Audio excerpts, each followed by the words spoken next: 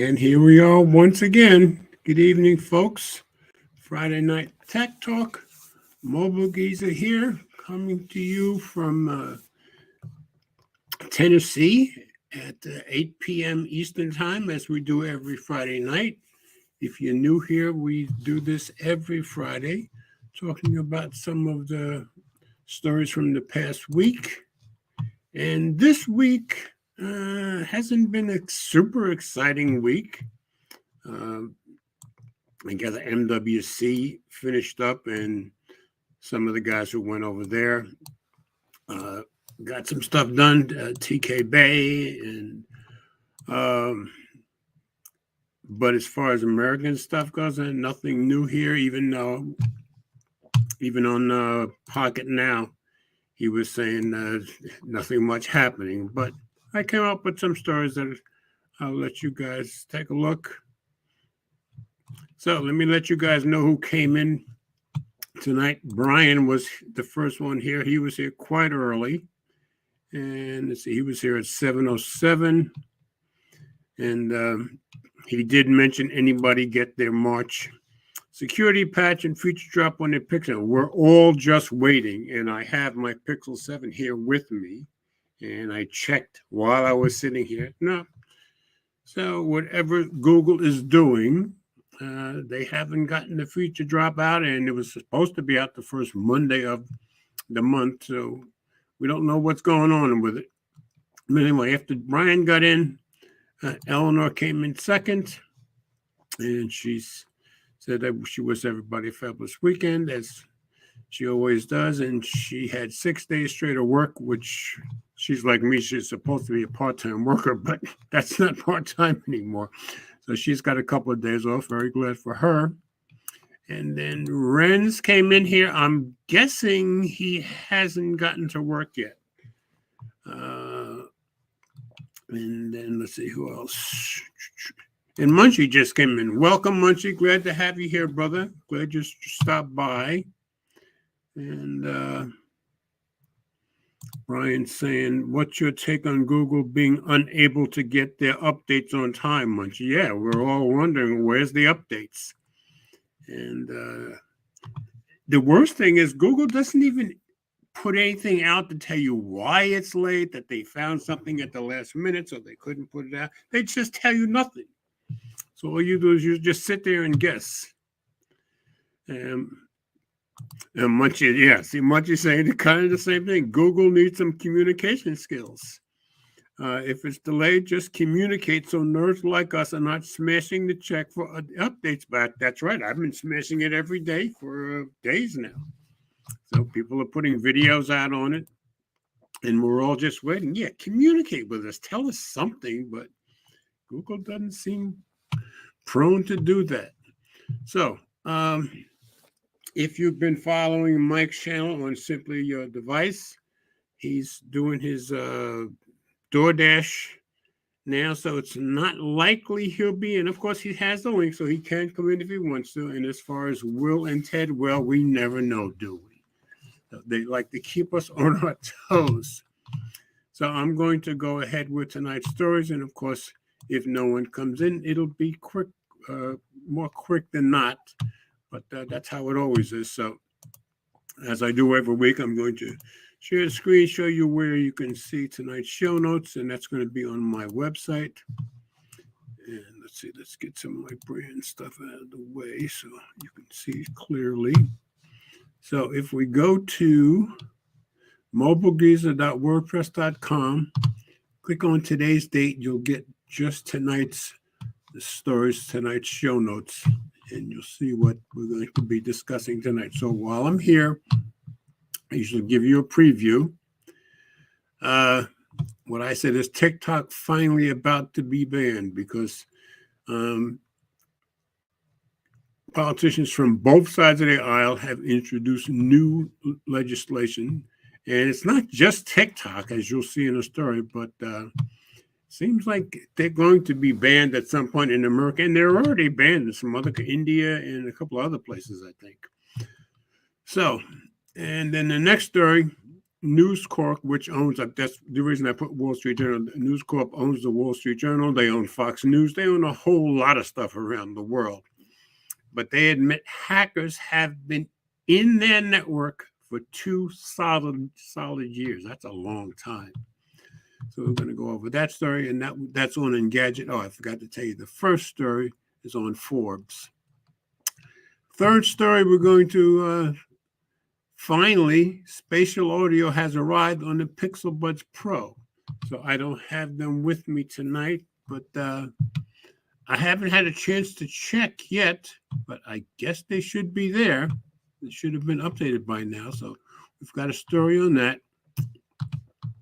And I found the story, AI chatbots causing issues for big-time sci-fi magazine. So the AI is coming up with so many stories that the sci-fi magazine has decided to shut down people making subscriptions. So I just thought that was an interesting story. And finally, foldable challenges to Samsung on the rise. A lot of Chinese companies and others are making foldables to challenge Samsung. So we'll see how that goes. So those are the stories we're going to go over tonight. Let me stop screen for a minute. Get back to comments. Yeah, Munchie says keyword Chinese hackers. I guess that's the TikTok word. But it seems like a lot of governments around the world, or some governments around the world, are having problems with TikTok. They've been banned from any U.S. Government employees having it. I think in France the same thing has happened. I believe in England. So it's a bunch of places. And I think India has them banned outright, as far as I remember. Well, we're going with an old man's memory, but that's what I remember. In any case, so there seems to be some bipartisan support for it here. So let's go get into that first story and see what it's all about. So let me share screen again. Okay, so we'll go to Forbes. TikTok could be banned under new bipartisan bill. Now, there have been other bills introduced, which you'll see as I go along, but this one seems to be getting a little more serious. So let me put this in reader view, get some of these ads out of the way. And this was from 3 days ago. Senator Mark Warner, Democrat, Virginia, introduced new bipartisan legislation Tuesday that could be used to ban TikTok and other technology products that were made in countries that pose a threat to American national security interests. So it's not just TikTok. They just are the current big threat, I guess. They see it that way. Speaking at a press conference Tuesday afternoon in Washington, D.C., Warner and 11 other senators, including Senator John Thune, a Republican, South Dakota, and Senator Joe Manchin, Democrat, West Virginia, put forward a new piece of legislation known as the Restrict Act, whose aim, according to a summary released by his office, is to identify and mitigate foreign threats to information and communications technology, products, and services. The bill, as currently drafted, would in essence allow the Department of Commerce to review, block, and mitigate software and hardware made by entities in adversarial nations: China, Iran, Russia, and North Korea. Those are the 4 they list. That pose an undue or unacceptable risk to Americans, and that could mean a lot of things. It would allow restrictions that include up to and including a ban from the American market entirely. And I think that's what they're after in the case of TikTok. And of course, they're owned by ByteDance. That's the big problem. And a lot of people seem to think that ByteDance is kind of directly working for the Chinese government. Maybe they are. Who knows? I don't know. So in any case, Brian, thank you as always. So much appreciated, sir. Okay, the bill does not specify what intermediate steps could be taken, but Rachel Cohen, a spokesperson for Senator Warner, explained by email that some examples short of a ban could include data security requirements, content disclaimers, corporate transparency, third-party code review requirements. That would be pretty serious and hard to do, I would think. If TikTok itself were outright banned, it could argue in court that such a restriction was legally improper. Yeah, they could. Warner pointed out that the bill isn't specifically targeted at TikTok. However, he noted that 100 million Americans use TikTok for an average of 90 minutes a day. Yeah, that's a lot. And the company is what everybody is talking about. Yeah, that's true. The bill comes as lawmakers debate the best way to handle rising fears that TikTok's China-based parent company ByteDance could be providing user data to the Chinese government or be influencing what Americans see in the app at Beijing's behest, and that's true. In December 2022, Senator Marco Rubio introduced a similar TikTok ban bill, which has not yet garnered as much support as Warner's bill, so it's growing, I guess. Others have called for TikTok to be pulled from American app stores. TikTok has been negotiating with the Committee on Foreign Investment in the United States, CFIUS, I guess, CFIUS, since 2019, but the deal has not yet been finalized.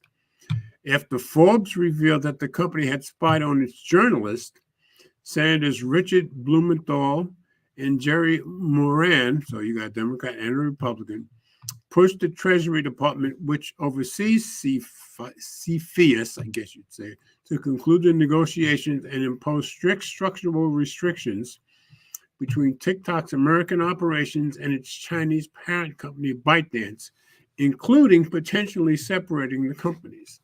I doubt that's going to happen, but I guess it could here.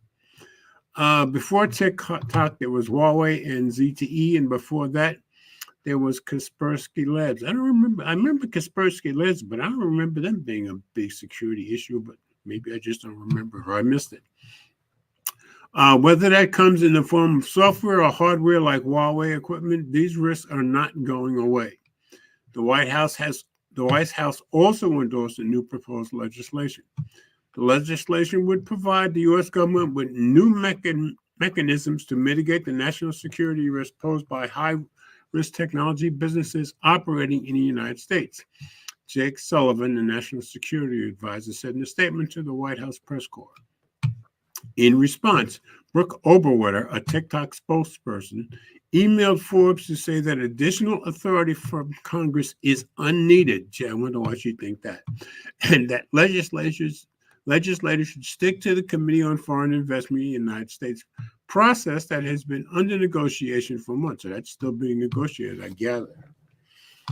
We appreciate that some members of Congress remain willing to explore options for addressing national security concerns that don't have the effect of censoring millions of Americans, she wrote in a statement. A U.S. ban on TikTok is a ban on the export of American culture, that's not how the hell they see it, and values to the billion-plus people who use our service worldwide.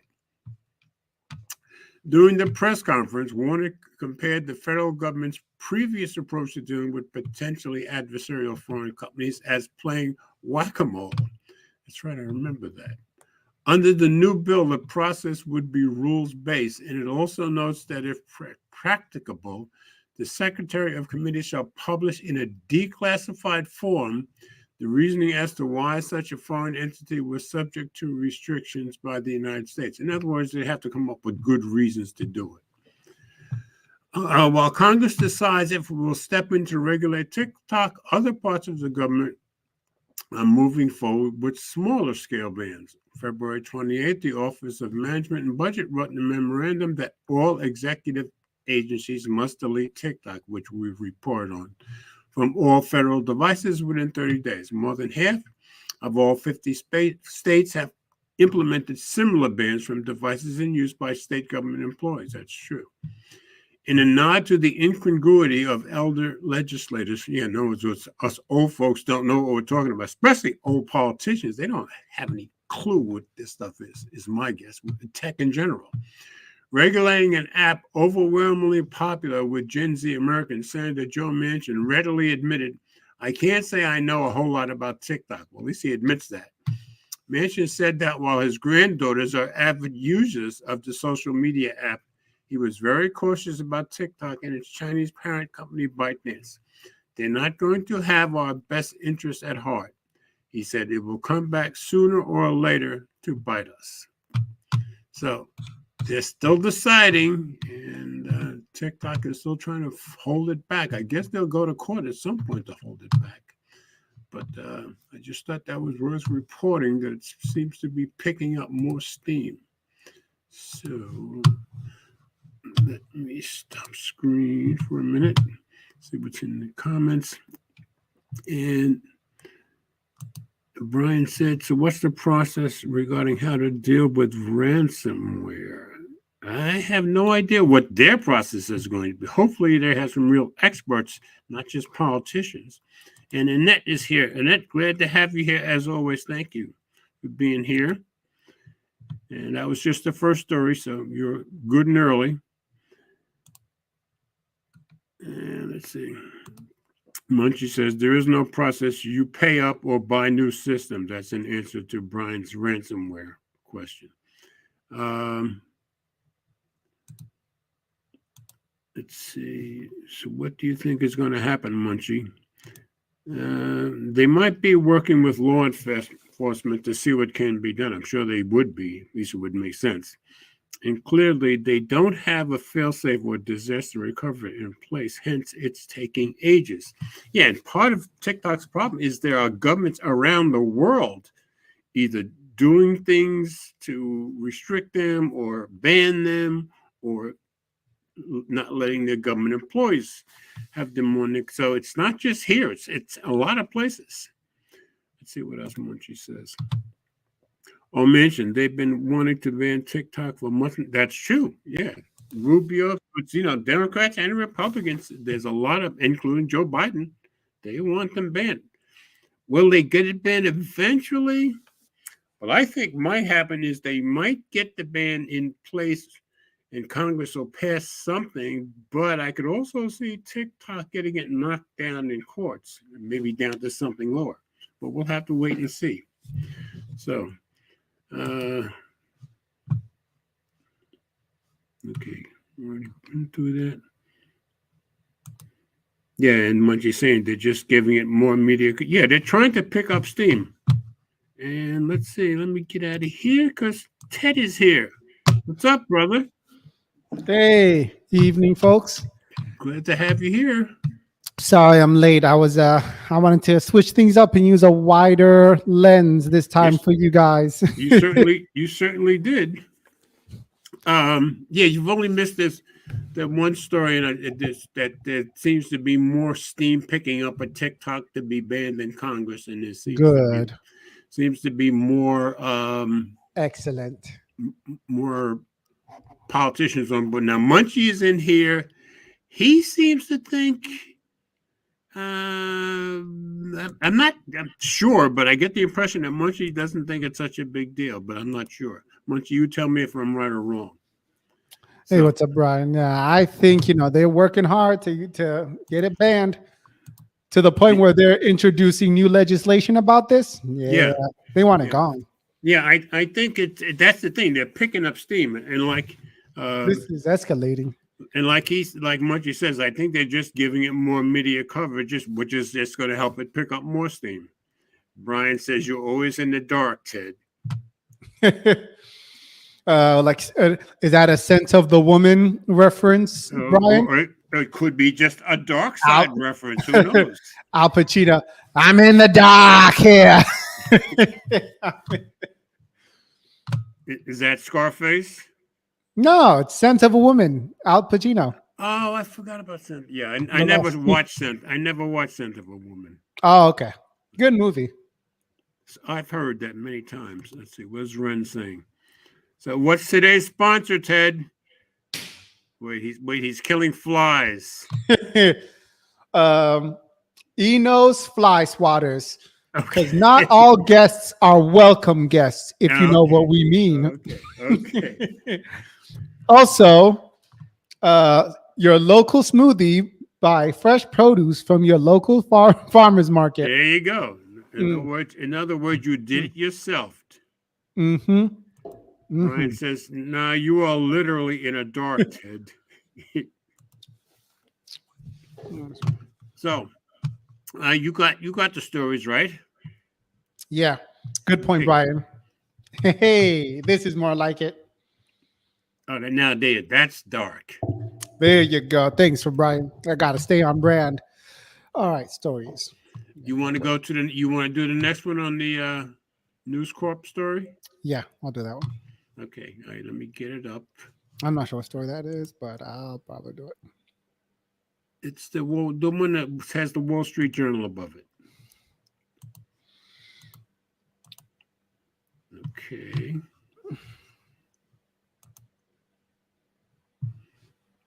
It's the one from Engadget. Yeah, I see it. You don't have the link for it. The link is there. I just clicked on the link. Didn't you get the show notes?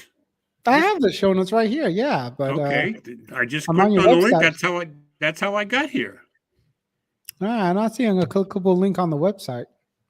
The link is there.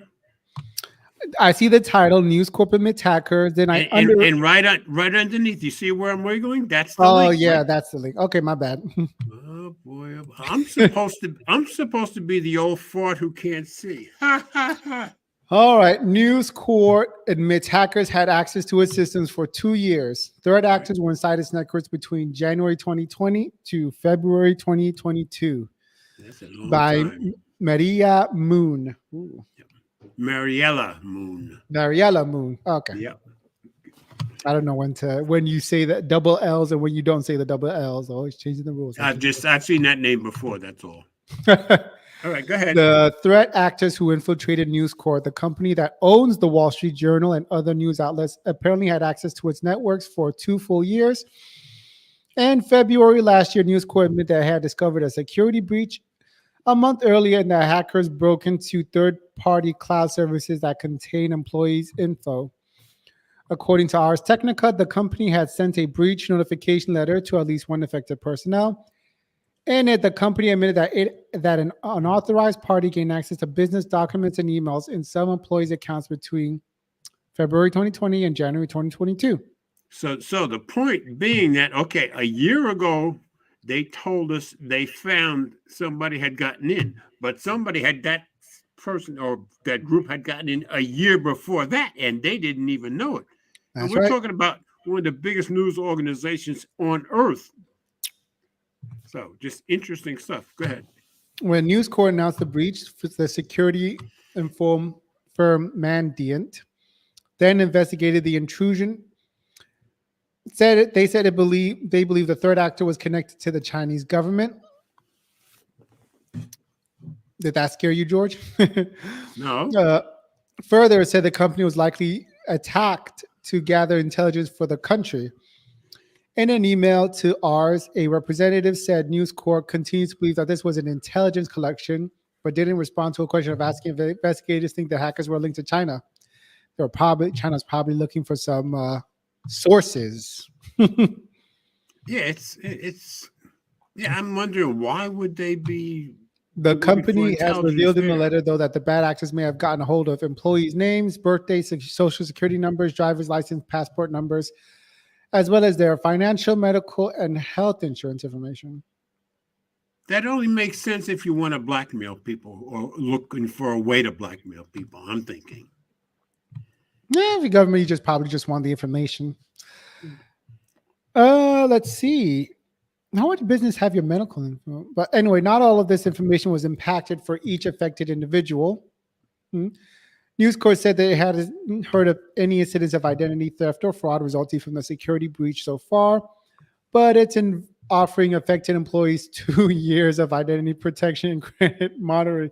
Don't you need this for life? Like, once Yeah, exactly. Because as soon as I read that sentence, I said to myself, so if I'm whoever's doing this, I'm going to wait 2 years and 2 months, and then I'm going to hit him again. What? Like, do you get to change your social security card in 2 years? Like, what? Exactly. Or your entire medical history. Or investigation indicates that this activity does not appear to be focused on exploiting personal info. News Corp wrote in its letter. However, it didn't reveal that the details of the documents and emails that threat actors were able to access, and it didn't say if they were specifically looking for information connected to the company's reporting. Okay, so they're saying it doesn't appear to be focused on exploiting personal information, but let's say they got information that on one of these employees, some of these employees, that they could actually black. Do you think you'd know about the fact that it was focused on exploiting personally? No, you wouldn't know about it. I think that's stupid. I think that's a stupid assumption. They're only saying that because nothing has happened in the past 2 years that the threat actors gained access. So, but if they're looking for blackmail, well, if something happened, they're not even going to know it. But who knows? I just think they're making some pretty rash assumptions based on nothing because they can't find the reason why. That's the point, I think. But this is one of the biggest, the second or third biggest news corporation on earth. So kind of important, I would think. I hope those Chinese sources are safe. That's all I'm going to say. Well, yeah, but they're assuming it's Chinese. I don't even think they know that. Brian said you are Darth Sidious. See, Munchie said this. Munchie saying blame everything on China. It's a failure of information security and news. I 100% agree. Good point, Munch. Yeah, they're just making an assumption. For a company like, what can we do against China? It was China. Like, we didn't screw up with, anyone could have gotten hacked by China. What do we do here? We blame everything on China or Russia. That's how it is. For a company so big as a shame, and identity protection is more like now we will spy on you legally. Someone had illegal access to your system for 2 years and you didn't know it for a year. Yep, that was my point. Damn, that is a failure at multiple levels for information security. And for a company this huge, this big, with as much money and power as they have, it's totally inexcusable, in my opinion. So, anyway, I just thought it was kind of a big story. And it is. It's huge.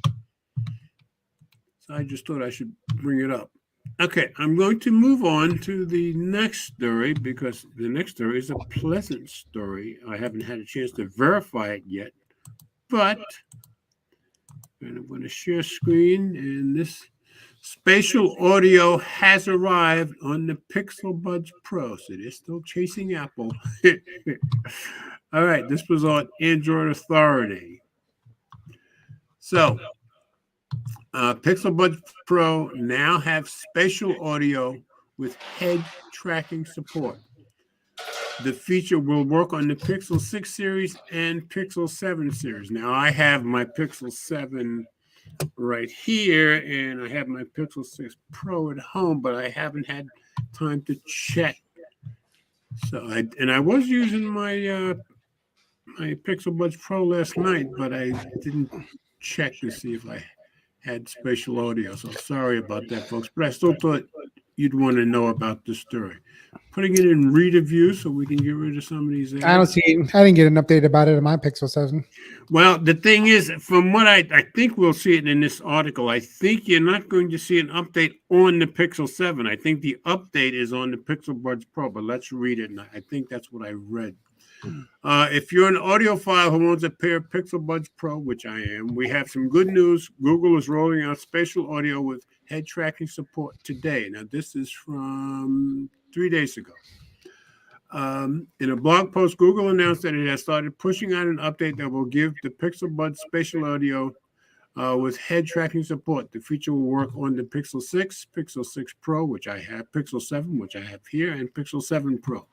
Google says that the feature will be a part of the latest firmware version 4.30 and All Pixel Buds Pro devices should be updated automatically over the next week. So I would think it would have happened already. With spatial audio, the Pixel Buds Pro should deliver richer sound with improved depth, and with head tracking, sound should move around along with you and reposition as you turn your head. So I will be checking that tomorrow, and I would think with the head tracking, it'd be pretty easy to find out if it's happened. According to the tech giant, the best way to take advantage of the feature is to use apps that support spatial audio and offer 5.1 and higher surround sound. This would include Netflix, I don't have, HBO Max, I don't have, YouTube, I do have, Disney Plus, I don't have anymore. So I guess I'll be checking it on YouTube. To turn on spatial audio on your Pixel phone, you just need to head over to your phone's settings. And I haven't looked yet. From there, you need to tap on, you got to do two things. From there, you need to tap on sounds and vibrations and find spatial audio. So your settings should have it on your phone. Once you're there, you should see a toggle for spatial audio. To enable head tracking, you have to go to your phone settings, connected devices, Pixel Buds Pro settings, head track. So you got to do two specific things to make sure. But I guess once you go to your phone settings and you see spatial audio, then I guess you should know you've got it. Unfortunately, it looks like the owners of the Pixel Buds A series and Pixel A series phones are out of luck. So you're not going to. So Mike's not going to get it. Well, he'll get it because he has the 7, but he has the Pixel Buds A, but I don't think he has the Pro. Google says spatial audio is not supported on these devices. Automatic updates are usually enabled by default when the Pixel Buds are paired with a Pixel phone.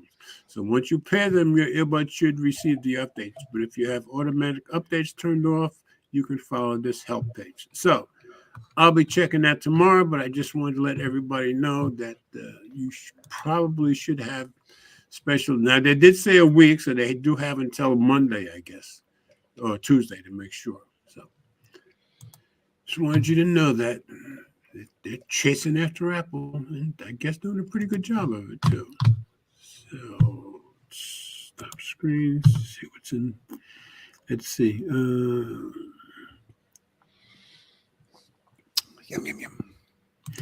want you 30% of the content served to you on the internet is ads. That's true. Georgia's screen before reader view is proof. That's true. Yeah, that's why. And Ted is the one who taught me how to use reader view. So I got to give Ted credit. I didn't even know about it until Ted showed me how to use it. So the fact that we're not seeing tons and tons of ads, thank Ted. I'm curious. Okay. Did you have are your ads personalized to you? Not here so much. Well, a little bit, I guess, but on like Facebook, big time. Oh, okay. Let's see. Gary says it's not there yet. Okay, so he's not seeing his spatial audio yet. So glad to have you here, Gary. Okay. So we're going to move on down to the next story. I think this next story is pretty interesting. You see it? Yeah, yep. Hold on. Okay, let me share screen. You guys need Munchie saying something. You guys need a Pi hole on a Raspberry Pi and connect it to your router for network-wide ad blocking. Good idea, Munchie. Okay. Except it's kind of impossible to get a Raspberry Pi now for some reason. Oh, is it really? I remember a few years ago it was easy. It's like $500 on Newegg. Hey, we don't have Mike, but we got Pat. Oh, I thought it was Mike's Pat. No, this is the male Pat. Hey, Pat, glad to have you here. Let's see. Darn scalpers. Anyway, what's the next story? Ars Technica? Yeah, the Ars Technica story. I said AI chatbots causing issues for big-time sci-fi magazine. So clicking on it now. Okay, whenever you're ready. So wait, so you quit Disney Plus? What about The Mandalorian? I just found out episode 1 premiered. I won't be seeing The Mandalorian. I loved the first 2 seasons, but I quit it right after season 2 finished, so I won't be seeing it. And I hate the fact that they fired that girl from the other show, Boba Fett. I thought she was like the best part of that show. That's just my opinion. I didn't see the story of Boba Fett or whatever, whatever Oh it's yeah, called. yeah. And Boba Fett was nowhere near as good as the Mandalorian, but I thought she had come from wrestling, and she had done some other movies. I thought she was very good, so I hated the fact that they fight. But she said something uh, unwoke or politically incorrect, and she was gone. I don't even remember what she said. But anyway, so all right, Sci-fi, whenever you're ready. sci-fi becomes real as renowned magazine closes submissions due to AI writers. Yeah. Oh boy. So I guess this Clark's World is a pretty famous sci-fi magazine. One side effect of unlimited content creation machines, generative AI, is unlimited content. On Monday, the editor of the renowned sci-fi publication Clarkesworld magazine announced that he had temporarily closed story submissions due to a massive increase in machine-generated stories sent to the publication. In a graph shared on Tuesday, Clarkesworld editor Neil Clark tallied the number of banned writers submitting plagiarized or machine-generated stories. The number totaled 500 in February, up from over just 100 in January, and a low baseline of around 25 in October 2022. The rise in bad submissions roughly coincides with the release of ChatGPT on November 30th, 2022. Makes sense. Large language models such as ChatGPT have been trained on millions of books, websites, and can author original stories quickly. They don't work autonomously, however, and a human must guide their output with a prompt that AI model that attempts to automatically complete. Since 2006, Clarkesworld has published renowned sci-fi authors and won several Hugo Awards. Among sci-fi publications, it is well known for having an open submission process and typically pays 12 cents per word. On its submission page, the publication states we are not considering the stories written, co-written, or even assisted by AI at this time. However, that has not stopped the number of submissions from increasing dramatically, and Clark attributes it mostly to get-rich-quick schemes. Of course. The people causing problems are from the outside, the sci-fi fantasy community, wrote Clark, largely driven by side hustle experts making claims of easy money, which, oh my God, I hear about those people all the time on Clubhouse. I mean, they're all over everything. You know? At press time, hold on, the people causing they are driving this and deserve some of the disdain from shown to the AI developers. At press time, a quick search on YouTube for terms like get rich with ChatGPT and make money writing with ChatGPT returned many results, although we did not identify a video that points to Clarkesworld in particular. And like, that's the thumbnail. Let's see, who are them? Let's see, hold on, let me see. Let's see the bad actors. Mr. Money. Yeah. C word. How to make massive money with ChatGPT and Midjourney by 10x income. And but look, he has it in the captions. Please keep in mind, making money requires time and effort. Yeah. Asterisk. Let's see. And this guy goes, how to write, publish, and sell books on Amazon KDP using ChatGPT. Yep. It's an evil world we're living in. They always show up in a hurry, too. The problem of AI author content isn't unique to Clarkesworld. On Tuesday, Reuters wrote a report about the rise of AI-generated ebooks on Amazon. Wow. Reuters identified over 200 ebooks on the Amazon Kindle store that list ChatGPT as the author or co-author. Wow. That's nice of your honesty. Yeah. The influx of AI-generated content has left Clarkesworld in an awkward position of trying to keep the bar to submission high enough to keep away the spammers, but not so high that it discourages undiscovered writers or writers from certain regions of the world who might be unfairly targeted by geographical-based bans. In a series of tweets, Clark explained his predicament. This is a good problem. I mean, yeah, Yeah, but problem. I can see what they want they want the Yeah. undiscovered writers to still have a chance. But how do you stop? How do you separate them? I can see the point.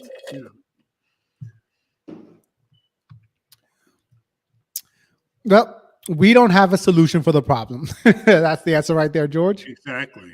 The reply, I should say.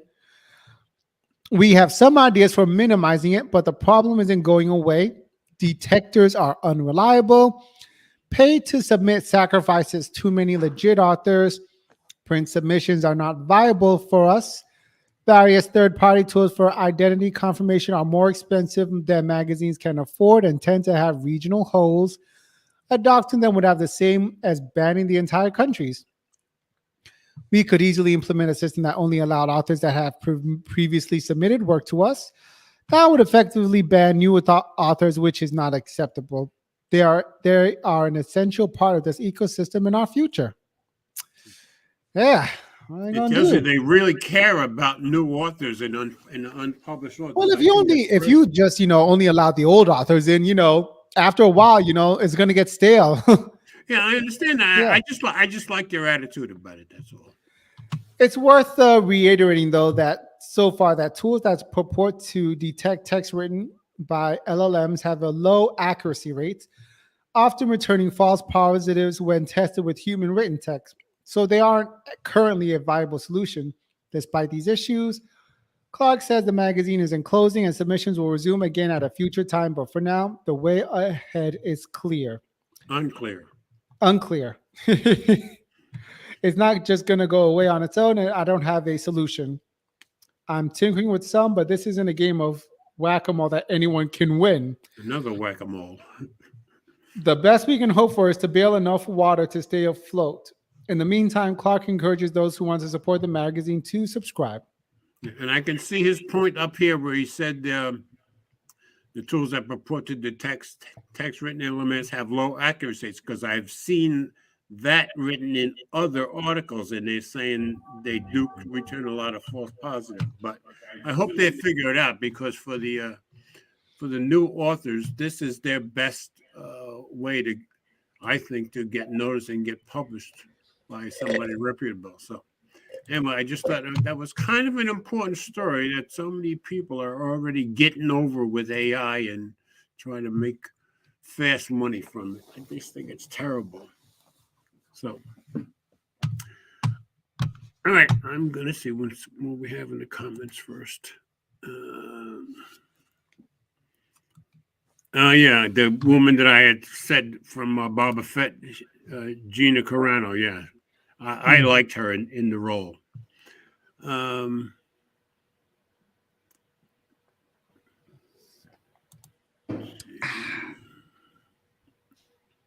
Yeah, we had Munch says he hadn't been on streams for ages. We're glad to have you here, brother, because we haven't seen you for a long time. Looks like Pat might have an idea. Say it again? Pat has an idea what Clark's work can do. Oh, okay. Clark Rule needs a special edition and publish the Chat GPT submissions.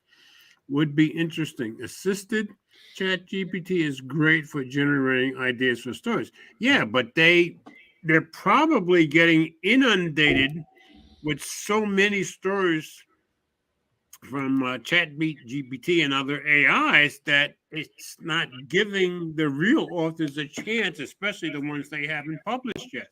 So I can see where it could be, Gary says cancel Disney Plus too. Yes, I already did. I canceled them back in the summer, actually.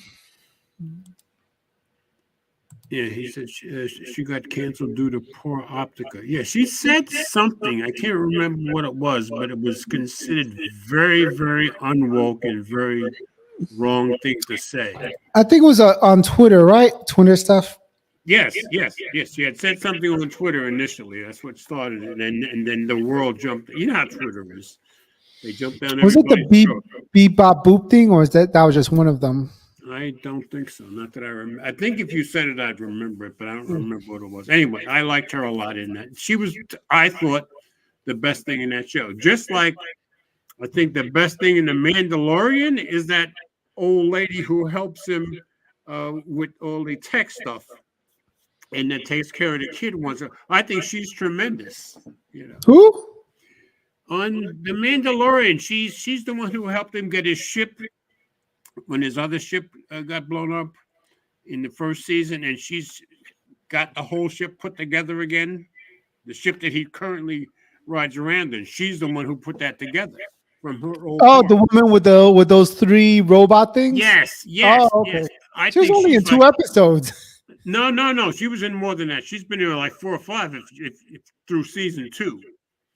But, Okay. and I think she's going to be in more. But I thought she was like the best thing in that show. That's just me, though. Maybe because she's old and I'm old. Who knows? Bias. Let's see. 2020 election drama. Oh, that's what she got. Okay, that's what got an anti-face mask. That's right. She was against the. She thought the face mask wasn't just. Yeah, that's true. I remember that. Yeah, and everybody jumped down her throat in a hurry. That's right. Okay, got one more story, so I'm going to pull it up. Okay, let me back to sharing screen. Okay, and what I said here was, if I can get my cursor to follow me, foldable challenges to Samsung are on the rise, and this was from CNBC. And I think a lot of this In came the out U.S. though, are they talking about the U.S. or nope? Nope. No, they're talking mostly China, but there's a Oh. bunch. So here we go. This was on CNBC. As Apple rumors swirl, Chinese rivals launch foldable smartphones to challenge Samsung. And this was published last Sunday, I think it was. Yeah, Sunday. Okay, so let me get over to Reader View. Get out of here. All right, now let me try Reader View. There we go. Okay, and you can see this is from MWC. Matter of fact, it says here the Honor Magic V's is on display at Honor Standard Mobile World Congress in Barcelona. The near 1,700, none of them are cheap, devices Honor's attempt to challenge Samsung in the foldable smartphone market. So it's $100 less than Samsung's, I guess. It looks like the year of the foldable, a term used to describe a smartphone with a bendable screen. A slew of foldable devices have hit the international market this year as electronics giants, mainly Chinese, look to catch up to Samsung in a smartphone category it pioneered. So it's not all Chinese, though. Analysts have questioned how big the foldable category can actually get given the high price. I agree. Of the devices and their lack of clear uses right now. They're all lovely. Everyone is excited by them, but do we really know how big the market is? I don't think so, not yet. Ben Wood, Chief of Research at CCS Insight. We are only at the beginning of the journey for the foldable storage that is a far from mature category. Samsung launched its first foldable in 2019 and really created this category of smartphones. The devices have a single screen that can bend, giving users a much bigger display surface and a device that can carry around in the pockets. Now, this is a device you can carry around in your pocket. Since the Samsung Galaxy Fold was unveiled around 4 years ago, the South Korean giant has launched a number of other devices. The Galaxy Fold series opens outwards like a book, while the Galaxy Z Flip, which I just showed you a Flip 4, opens like a traditional flip phone. Samsung accounted for 80% of the global foldable shipments in 2022, according to Canalys. And they always know what they're talking about. Although I think the guy who did own them sold them to a different company.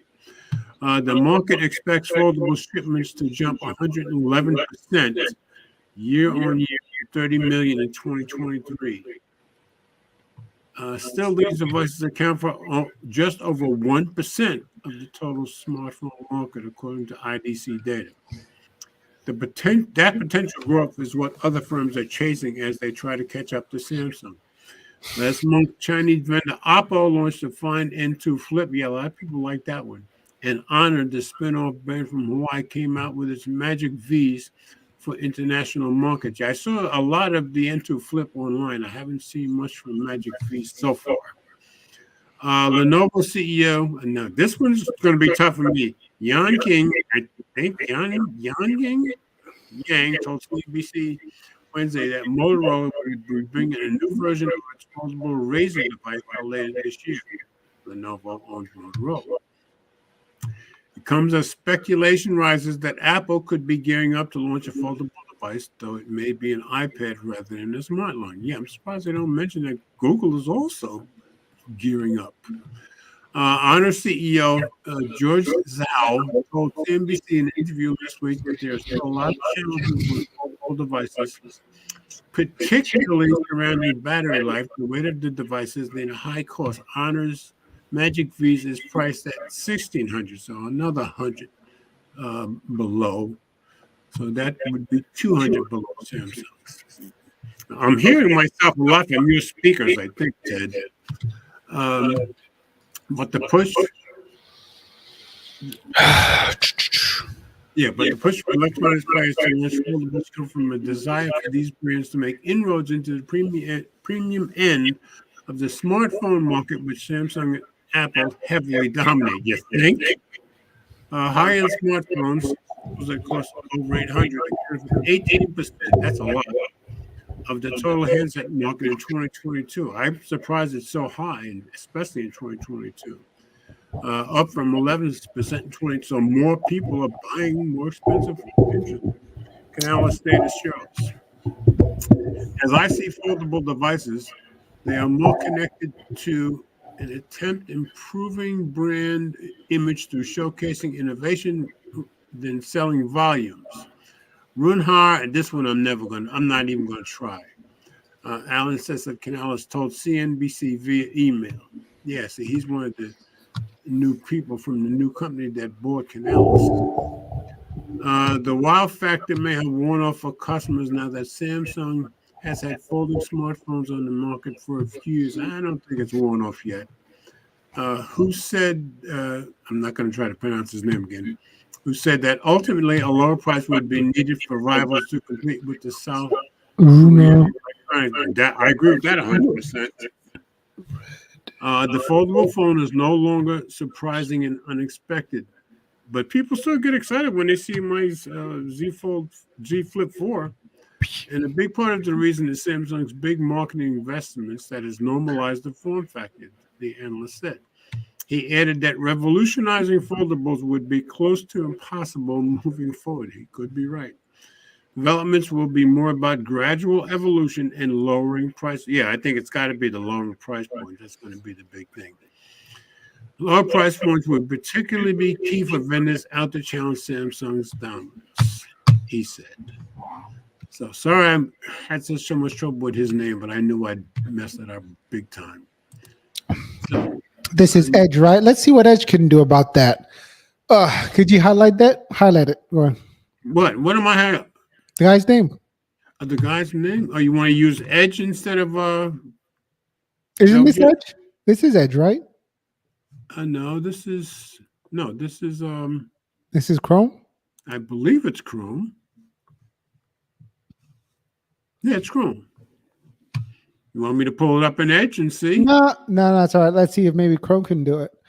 Okay. Yeah, just highlight it and you already got it. Wait, no, let me go back. All right, so I'm going to go highlight his name. All right. Yep. And do what? Right click. What? I right click on it and do what? There's nothing. See? There's nothing? Well, copy to highlight. Oh, wait, search Google. Oh, yeah, that's not going to do anything, though, is it? It gives a family history. It doesn't tell me how to pronounce it, though. I'm looking for how you would pronounce it. Google Translate. Wait.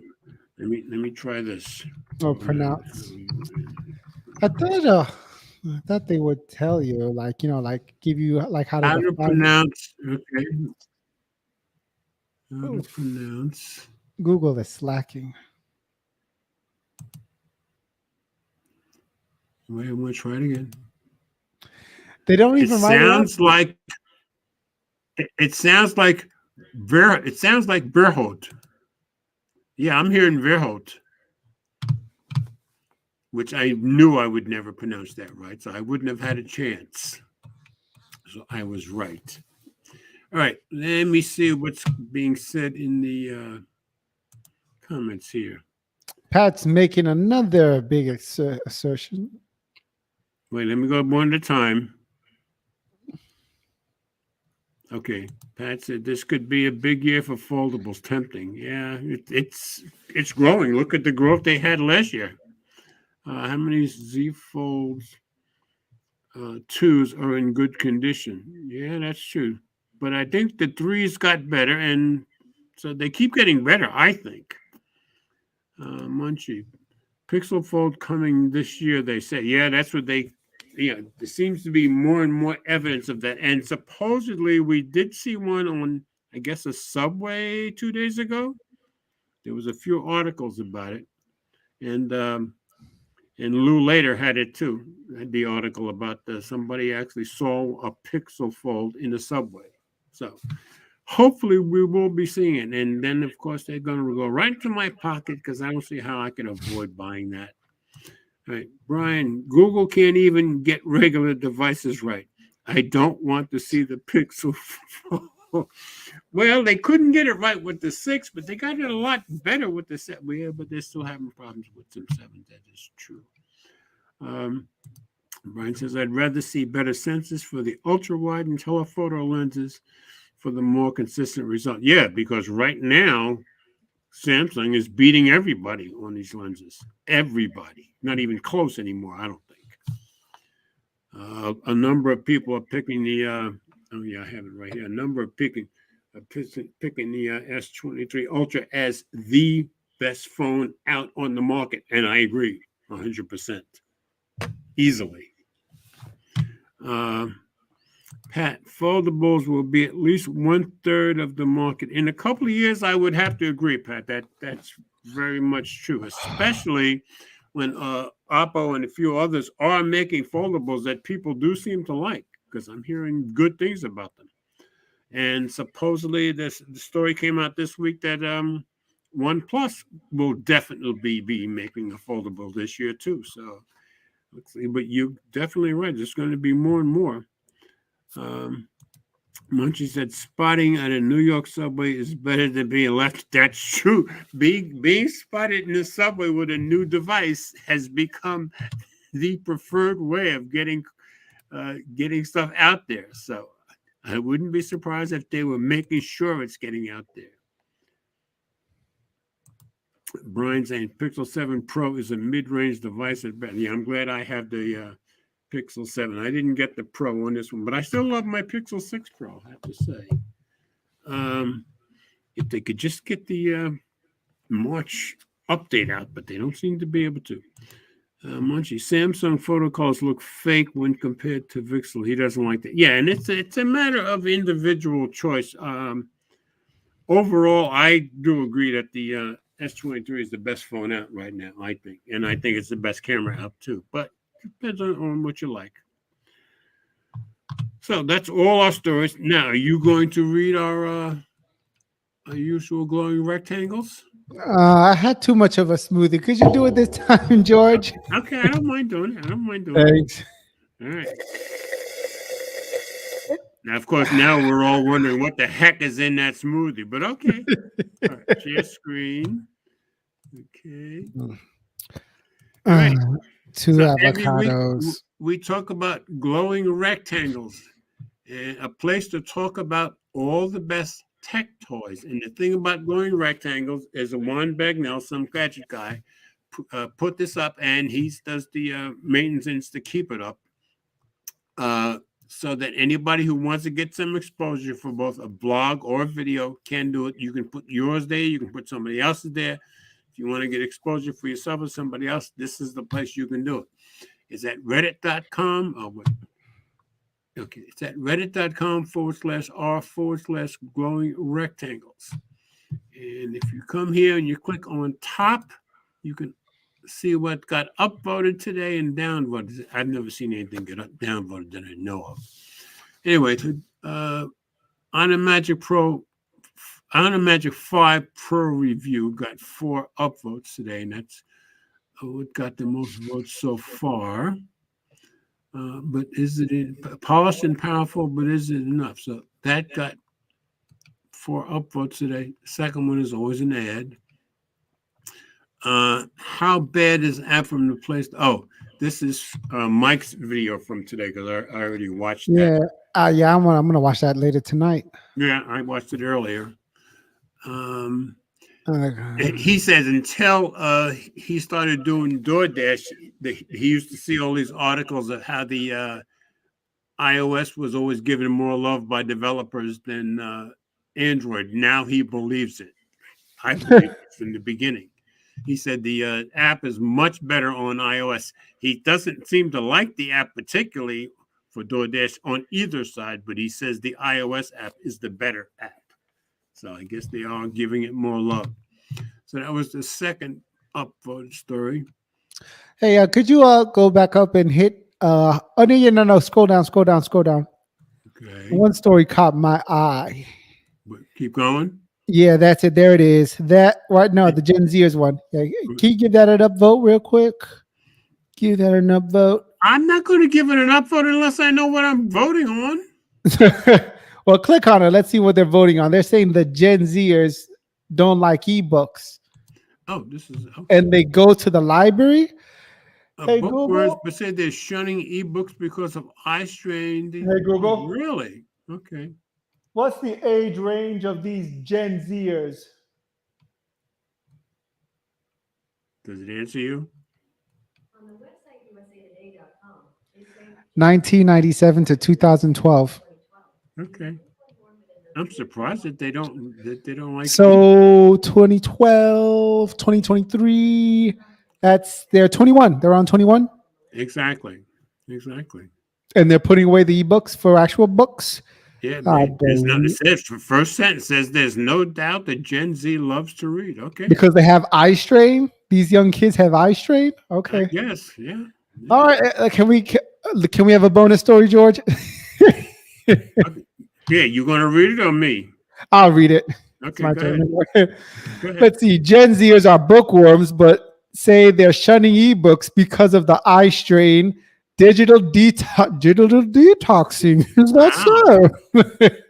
And their love for libraries.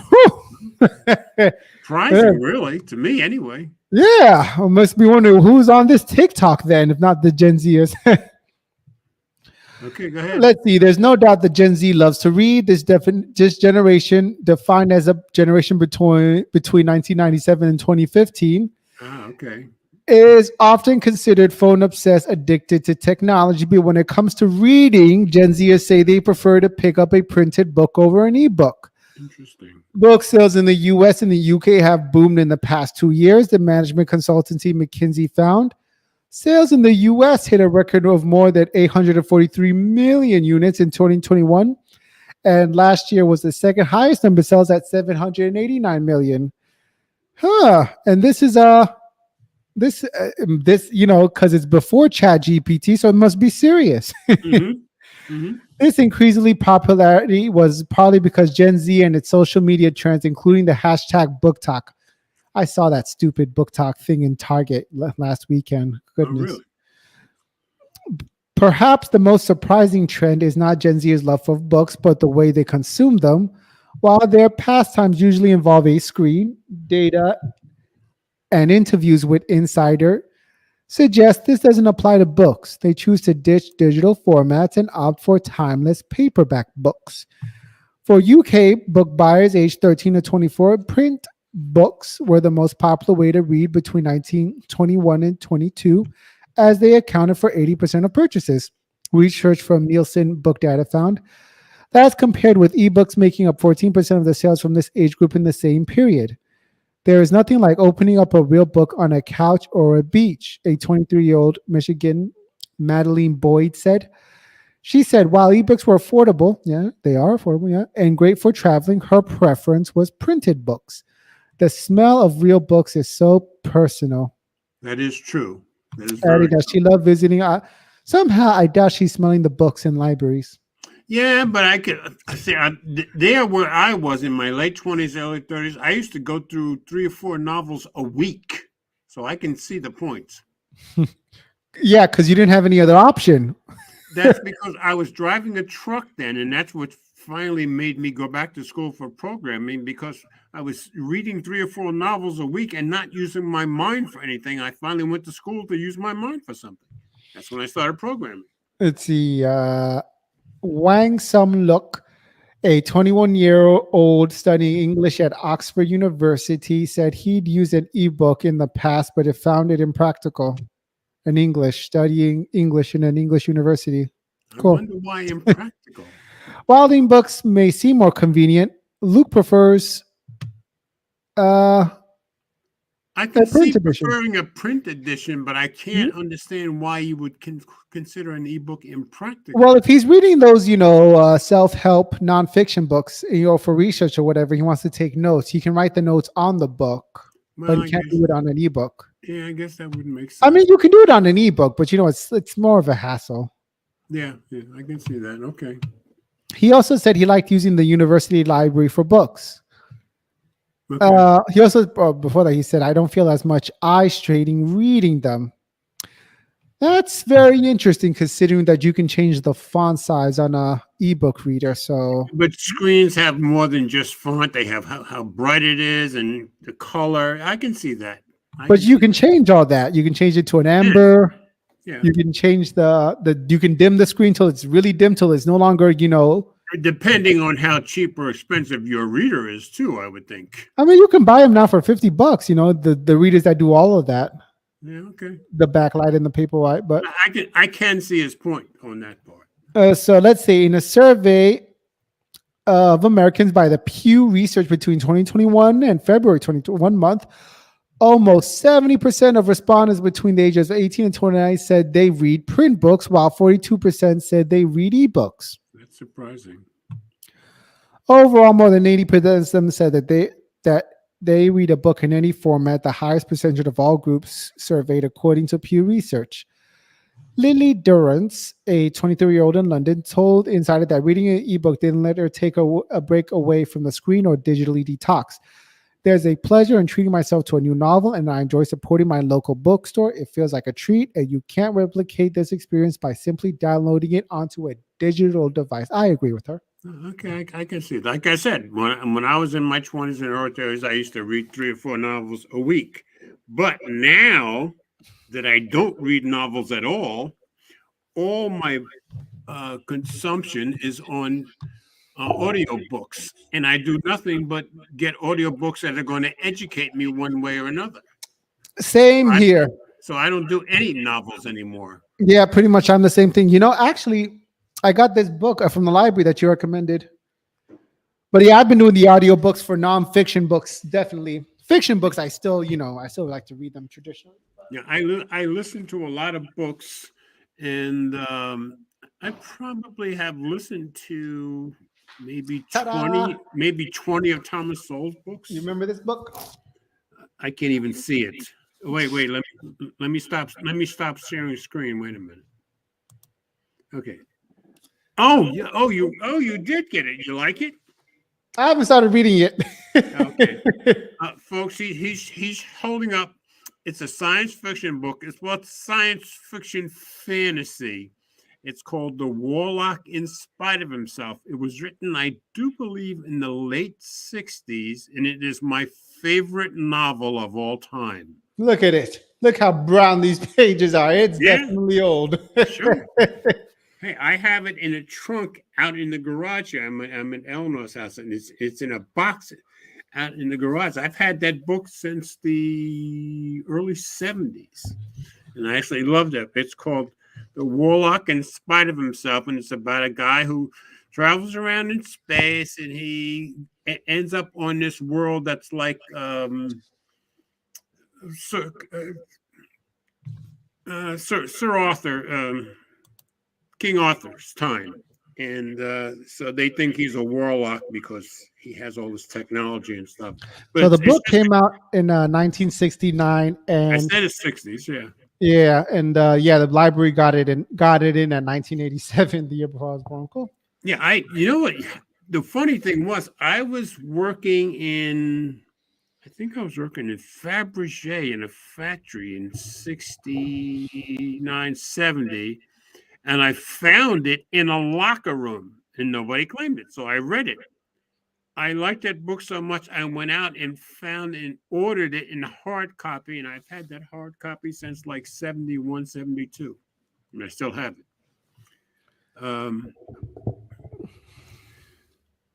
Let me get back to the comments. Let's see. Gary is got a nice little tidbit of information about Barnes and Nobles. Where are we going? Wait. Let me start from Pat here. I bought ebooks for Gen Y and Z daughters, but they keep reading and buying physical books. It's a personal thing. So I guess the article was right then. Oh, look about that. How about that? Gary says all the hot women from 21 to 35 be at Barnes and Noble all the time. Well, at 78, I don't really care that much, I tell you the truth. Although my eyes still appreciate them. Brian says he's talking about his Pixel microphone, but he was talking about how undependable they are. Microphone busted on a Pixel 1, bad battery life on the Pixel 2. I remember that. Swollen battery on the Pixel 3. 3A was my first. Pixel 5 overheats. Yeah, overheats terribly. Doesn't matter if you have the 5 or the A. In 2 minutes of 4K 60, that's true. Pixel 7 Pro still overheats. Yeah, I'm glad I didn't get the Pro. So yeah, he's got some good points. Brian, Barnes and Noble is the new place to be. Yeah, I guess if you want to meet ladies, yeah, I guess that's the place to go. Noted. Thanks, Gary. There you go. Then you should never ever buy anything with Google name on it. It's all good. Okay. Let's see. Brian, Gary says, 1970, my mom was in high school. Well, I guess I'm a lot older than your mom because I graduated high school in 1962. Which tells me your mom was born in the 50s, probably around Eleanor's age. I was born in the end of the Second World War, so I'm not even a baby boomer. Very proud of that fact, too. I just never wanted to be lumped in with all of the Eleanor's a baby boomer. You know, anybody born after the Second World War all the way up to 1960 is a baby boomer, and I never wanted to be lumped in with all of them. So I'm always glad that I'm not a baby boomer. Brian says, I buy Pixels out of curiosity, hoping they can nail it. They're getting closer, but in 7 years it should be better. I got to agree. Much as I love even my Pixel 7, yeah, the fact, that I'm lucky enough not to have some of the problems, they should not be having this many problems 7 years in. I got to agree 100%. More Brian. If you keep having issues, stop buying it. I had issues with Asus and never bought anything from them again. No, he needs to Pat, keep buying them. Thank you, Pat. Yeah, I turned 78 this year. If Brian keeps buying the bad Pixels, that means it's safe for us to get the good ones, Gary. Yeah, if we get lucky. Yeah, Pat, I am a real exercise junkie, and I think that I'm in better shape at 78 than I was at 30, 40, 50, or 60. So, let's see. Brian says, no, I'm a Pixel fan. I might skip a year, but I'm always, and I think Brian is in the same boat as a lot of us. Whatever problems they have, we just love our Pixels. And Mike's that way. I'm that way. Even Will is that way to some degree. So I can understand it. And I think you are too, Ted. Don't you agree? That's all right. Yeah, but I mean, I think generally we're Pixel fans, and that's what makes us keep buying them, don't you think? This is my first Pixel that I started using as daily driver, so. Oh, okay. And Brian says, no, I mean, so far, it's held me very well. It's just the battery life that's really disappointing me. Yeah, I don't have battery life issues, but I tend to plug in pretty often, so. No, that's probably because it has battery life. Yeah, Pat. Here's how I, as far as keeping fit, here's how I look at things because of the shape that I'm in at 78, and because whenever I go to a doctor's office, which is very rare, and it's only for checkups that are always perfect anyway. They always say to me, "You don't take any prescription drugs," and I always tell them no, and I mean to keep it that way. So here's how I look at myself. At 78, I am where somebody in his late 40s would be, or mid 40s, because I expect I'll still be here doing a lot of stuff like I'm doing, even working 30 or 40 years from now, because that's how healthy I keep myself and how healthy I intend to keep myself. And also, when I was in my mid 40s, I promised myself that when I turn 100, I will play tennis for my birthday, and I intend to keep that promise. So, Against whom? if I have to hire somebody, I'll hire somebody, but I will play tennis for my 100th birthday. I've promised myself that for over 30 years. That's not going to change. Gary's asking, do I eat meat? Here's what I found. And over the years, I started exercising when I was 36 now. So I've been exercising, what am I, 41st year, 42nd year, I think I'm coming up on in April. What I found is as the time went on, I kept getting more exercise equipment. That's why I have my own gym. And I kept exercising more and more and more and more. And what I found is if you exercise enough, you can eat anything you want, drink anything you want, anytime you want. So that's what I do. I eat anything I feel like eating. I drink anything I feel like drinking. Never seems to affect me at all. So, and if in Thanksgiving before last, I gained 7 or 8 pounds, and I told somebody at work that'll be gone next week. It was gone in 4 days. So my weight kind of stays the same. I'm always 175 to 180. Never changes. Hasn't changed in 8 years or something like that. So anyway, so I do none of it with how I eat. I do it all with exercise. I don't worry about how I eat. I don't eat unhealthy particularly, but I don't eat fried food very often. But I do it all with exercise. For me, and Eleanor has told me this, that everybody's not like you. Everybody doesn't have that kind of determination. And I've learned that, and I just have that mindset that I am going to keep myself healthy for many, many years through exercise. So that's what I do. And he's healthy as a horse now, gents. Yeah, I'm pretty healthy. Yeah, sure. When I get my biometric backs, every single time I have it taken, my biometrics come back almost dead on perfect. So. And you know what's funny? Brian says steak is awesome. Guess what I don't like? I don't like steak unless it's filet mignon.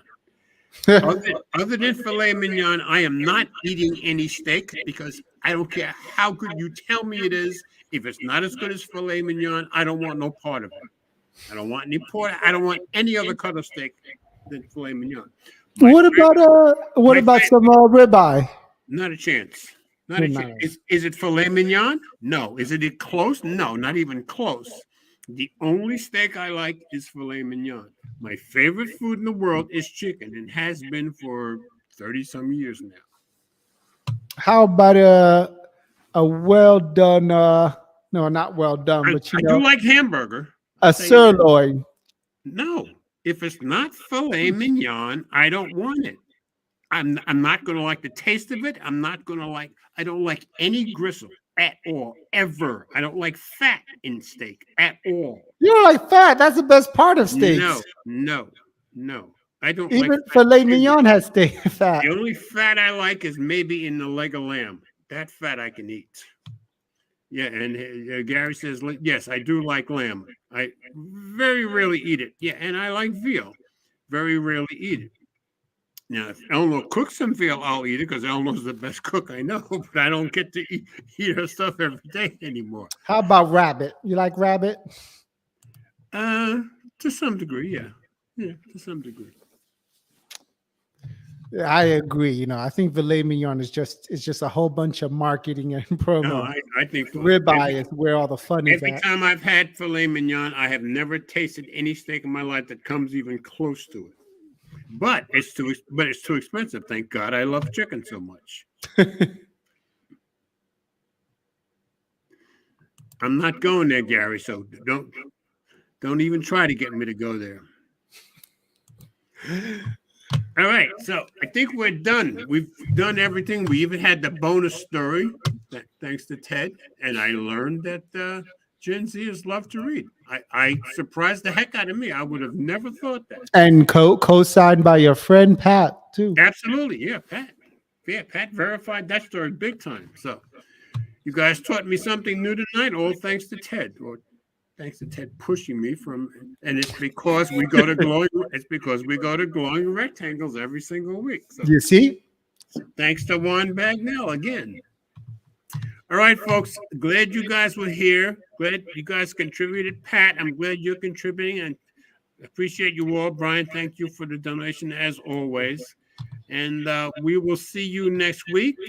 And maybe if we get lucky and Mike takes a break from DoorDash, we'll have him. Maybe if the site goes down, he'll get here. All right, Annette, you have a great weekend. All of you have a very blessed weekend. And let's always remember we all do better when we love each other. See ya. See you next week, folks.